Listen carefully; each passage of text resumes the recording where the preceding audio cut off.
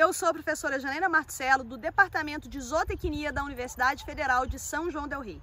E hoje eu estou aqui para a gente conversar um pouco sobre a escolha da planta forrageira.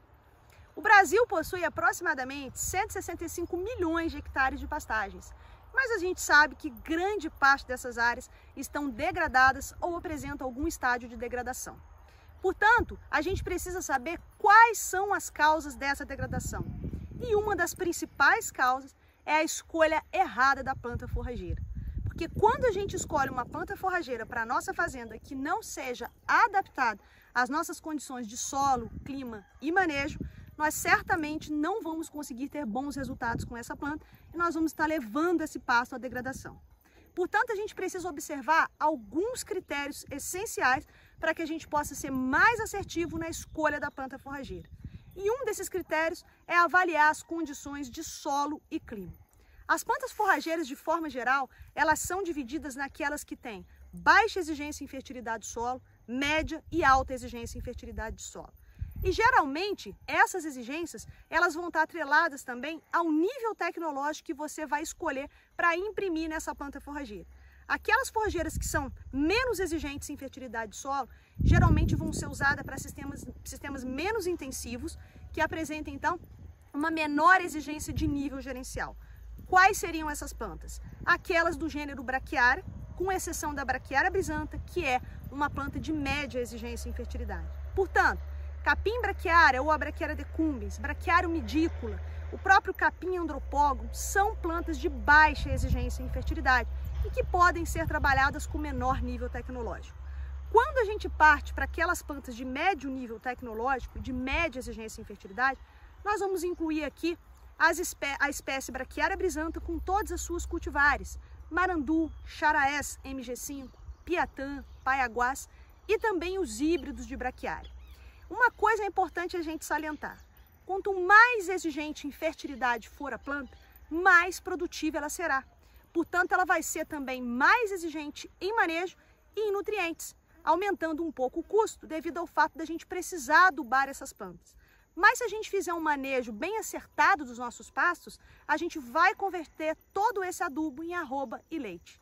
As plantas de alta exigência em fertilidade têm alta produtividade e podem ser aplicadas em sistemas de produção em que a gente tem alto nível tecnológico, como sistemas rotacionados, irrigação, entre outras tecnologias que existem hoje para a gente aplicar na nossa pecuária.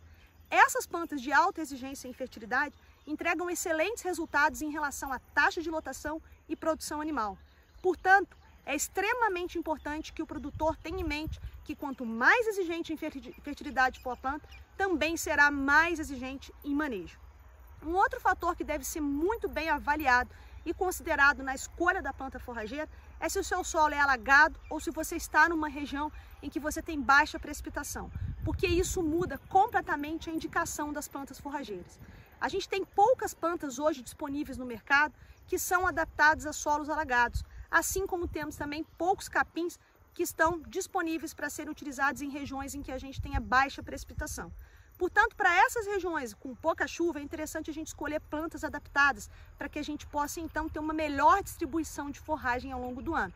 E desse jeito a gente escolheria, então, o capim andropógon, muito utilizado na região de norte de Minas e também no Nordeste, capim búfio, com suas várias cultivares que estão disponíveis no mercado, capim paiaguás, que tem uma melhor distribuição de matéria seca durante o período seco, e para as regiões alagadas, a gente pode escolher plantas como Braquiária umidícula, como a cultivar Tijuca de setária, Braquiária recta, o capim Angola, Braquiária do brejo, capim Angola, dentre outras opções.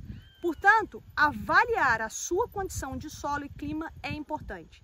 Algumas forrageiras não são adaptadas a localidades que têm geadas. Portanto, é muito importante você saber se a região em que você está inserido é uma região propensa a geada.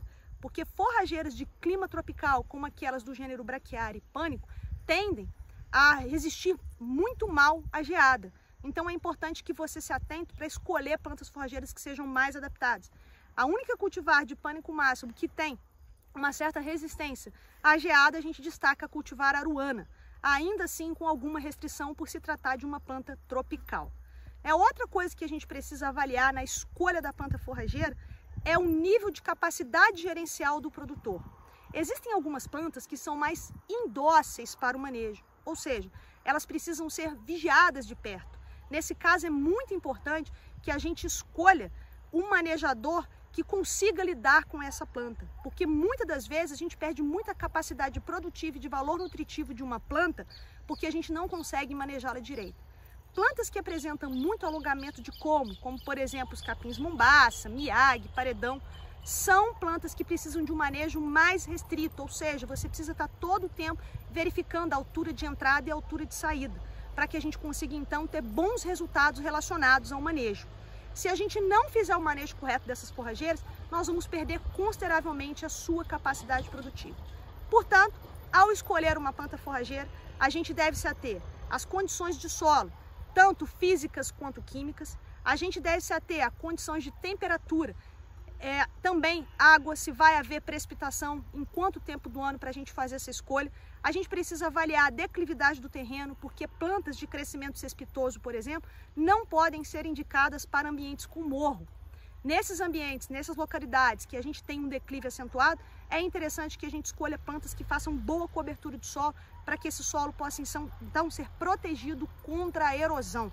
Um outro fator muito importante para a gente avaliar na escolha da forrageira é a capacidade gerencial e a capacidade de investimento do produtor, para saber se ele consegue sustentar uma planta que é exigente em fertilidade e também exigente em manejo. Obrigada a todos!